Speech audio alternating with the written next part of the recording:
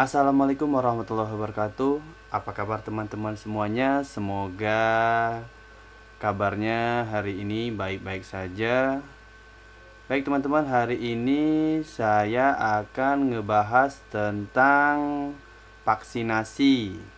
Itu vaksinasi COVID-19 Sinovac teman-teman ya.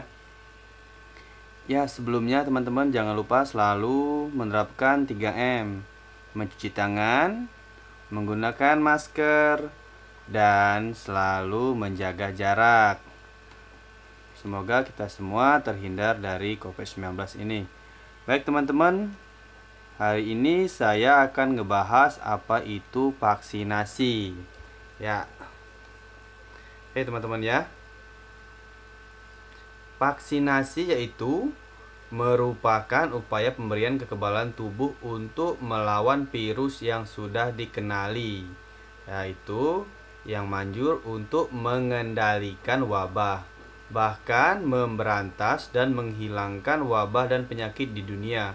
Seperti pada saat ini yaitu vaksinasi terhadap virus COVID-19, yaitu kita lakukan vaksinasi yang telah dilakukan di Indonesia sekarang yaitu Sinovac teman-teman ya. Kemarin sudah dilakukan vaksinasi pada presiden dan teman-teman tenaga kesehatan lainnya. Di sini Wakil Menteri Kesehatan Bapak Dr.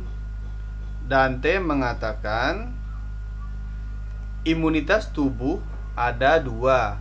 Yang pertama yaitu imunitas yang dapat terbentuk alami setelah seseorang terinfeksi COVID-19. Berbagai penelitian menunjukkan tubuh seseorang yang sudah pernah terinfeksi akan memproduksi antibodi terhadap virus SARS-CoV-19. Oke, teman-teman. Kemudian yang kedua itu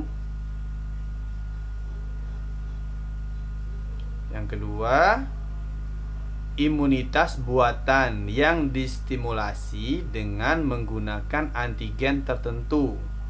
Oleh karena itu, mereka yang belum pernah positif COVID-19, imunitasnya perlu ditingkatkan secara buatan melalui vaksinasi, teman-teman.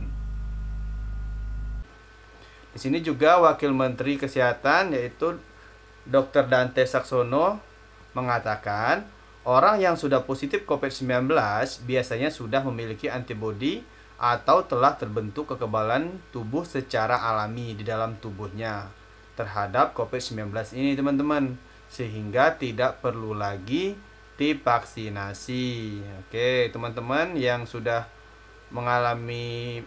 pernah mengalami positif COVID-19 berarti sudah tidak perlu lagi untuk melakukan vaksinasi.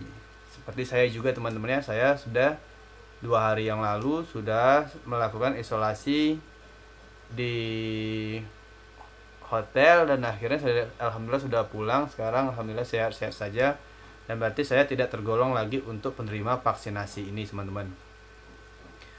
Oke teman-teman, vaksinasi ini diberikan melalui suntikan intramuskuler, teman-teman, lengan kiri atau lengan kanan atas dengan menggunakan alat suntikan sekali pakai.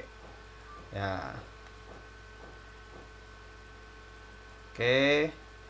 Di sini teman-teman ada beberapa hal yang harus diperhatikan untuk orang-orang yang tidak berhak mendapatkan vaksinasi ini, teman-teman, atau dia sudah tidak diwajibkan lagi untuk melakukan vaksinasi. Nah, di sini berdasarkan tabel 8 format screening sebelum vaksinasi COVID-19 ini saya dapat dari Kemenkes, teman-teman ya. Dari panduan Kemenkes sebelum melakukan vaksinasi ini ada beberapa yang dipertanyakan nih, teman-teman.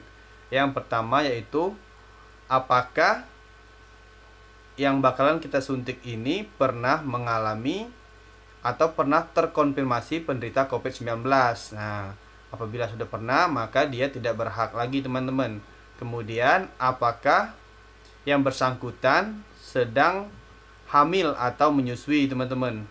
Kemudian yang ketiga, apakah yang bersangkutan sedang mengalami gejala ISPA seperti batuk, pilek, sesak napas dalam 7 hari terakhir. Kemudian yang keempat itu, apakah yang bersangkutan dalam anggota keluarganya atau satu rumahnya kontak erat atau suspek atau terkonfirmasi atau sedang dalam perawatan karena penyakit COVID-19. Ini juga tidak diwajibkan teman-teman ya. Kemudian yang kelima, apakah yang bersangkutan memiliki riwayat alergi berat atau mengalami gejala sesak napas, bengkak, dan kemerahan setelah divaksinasi COVID-19 sebelumnya. Pertanyaan untuk vaksinasi yang kedua teman-teman ya. Kemudian yang keenam itu, apakah yang bersangkutan sedang mendapatkan terapi aktif jangka panjang terhadap penyakit kelainan darah. Ketujuh, apakah penderita tersebut atau yang bersangkutan pernah menderita atau lagi menderita penyakit jantung, misalnya gagal jantung, penyakit jantung koroner. Kemudian yang ke-8 itu, apakah penderita ini menderita penyakit autoimun. Autoimun itu misalnya seperti lupus, Sjögren, vaskulitis, dan autoimun lainnya. Yang ke-9, apakah yang bersangkutan sedang menderita penyakit gagal ginjal. Penyakit gagal ginjal kronis, sedang menjalani hemodialisis atau sedang menjalani HD, bisa teman-teman, itu juga tidak diwajibkan teman-teman ya. Kemudian yang ke-10, apakah yang bersangkutan ini menderita penyakit reumatik autoimun atau rheumatoid arthritis. Oh iya teman-teman ya. Kemudian yang ke-11, apakah yang bersangkutan menderita penyakit saluran pencernaan kronis. Kemudian yang ke-12, apakah yang bersangkutan menderita penyakit hipertiroid atau hipotiroid karena autoimun. Kemudian 13, apakah yang bersangkutan menderita penyakit kanker, kelainan darah, imunokompromis, defisiensi imun, dan penerima produk darah atau transfusi. Kemudian yang ke-14 yaitu, apakah yang bersangkutan menderita penyakit diabetes mellitus atau DM teman-teman ya, atau juga penyakit kencing manis. Kemudian yang ke-15 yaitu, apakah Anda sedang menderita HIV teman-teman ya. Kemudian yang ke-16 yaitu, apakah yang bersangkutan memiliki penyakit paru seperti asma, PPOK atau TB paru teman-teman, atau TBC.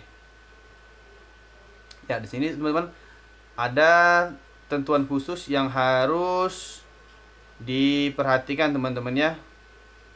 Yaitu di sini ada keterangannya. Teman-teman ya, ada keterangannya. Khusus untuk vaksin Sinovac berdasarkan rekomendasi PAPD, apabila terdapat perkembangan terbaru terkait pemberian pada komorbid untuk vaksin Sinovac dan atau untuk jenis vaksin lainnya akan ditentukan kemudian. Berarti ini bisa berubah teman-teman ya.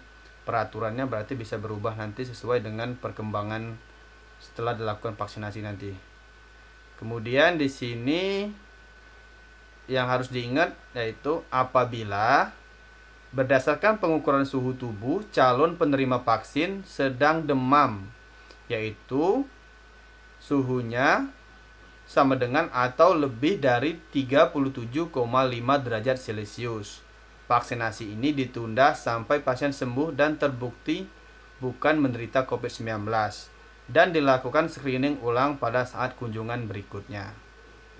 Kemudian, apabila berdasarkan pengukuran tekanan darah didapatkan hasil sama dengan atau lebih dari 140/90, maka vaksinasi tidak diberikan. Kemudian jika terdapat jawaban yang ada pada salah satu pertanyaan nomor 1 sampai 13, maka vaksinasi tidak diberikan. Oh ya teman-teman, tadi berdasarkan screening tadi ya, apabila ada yang mengalami maka tidak diberikan vaksinasi ini. Kemudian untuk pertanyaan nomor 14, yaitu tentang nomor 14 itu tentang penderita DM tipe 2 terkontrol dan HbA1c-nya di bawah 58 mm mol, yaitu atau 7,5%, dapat diberikan vaksinasi. Oh, berarti kalau DM-nya terkontrol, ini DM tipe 2 bisa diberikan teman-teman ya. Oke. Kemudian untuk pertanyaan nomor 15, bila penderita HIV, tanyakan angka CD4. CD4-nya teman-teman. Bila CD4-nya kurang dari 200 atau tidak diketahui, maka vaksinasi tidak diberikan. Oh iya. Kemudian jika terdapat jawaban iya pada salah satu pertanyaan nomor 16, vaksinasi ditunda sampai kondisi pasien terkontrol baik. Untuk pasien TBC atau TB paru dalam pengobatan dapat diberikan vaksinasi minimal setelah 2 minggu mendapatkan obat anti tuberkulosis. Oh, berarti teman-teman apabila penderita TBC ini sudah mendapatkan obat rutinnya, OAT-nya selama 2 minggu, berarti dia berhak mendapatkan teman-teman, dapat diberikan vaksinasi. Untuk penyakit lainnya yang tidak disebutkan dalam format screening ini, dapat berkonsultasi kepada dokter ahli yang merawat. Oh, berarti pada screening awal teman-teman ya, nanti dokternya menentukan ya, apabila tidak termasuk ke dalam screening 16 ini tadi. Baik teman-teman, itu saja pembahasan hari ini tentang pemberian vaksinasi Sinovac atau vaksinasi COVID-19 pada masyarakat umum atau orang-orang yang sekarang ini lagi digencarkan untuk melakukan vaksinasi. Semoga ini semua bermanfaat teman-teman ya. Jangan lupa kita selalu menerapkan 3M. Nanti bagi teman-teman yang sudah melakukan vaksinasi juga selalu menerapkan 3M. Jangan mulai ngebandel mentang-mentang sudah dilakukan vaksinasi, dia beranggapan tidak bakalan kena lagi untuk COVID-19 ini. Tetap teman-teman ya, ini tidak menjamin untuk tidak terkena COVID-19, tapi inilah pencegahan. Dan apabila itu terkena, insya Allah nanti gejalanya tidak berat. Oke teman-teman, mungkin itu saja dari saya untuk pembahasan hari ini tentang vaksinasi.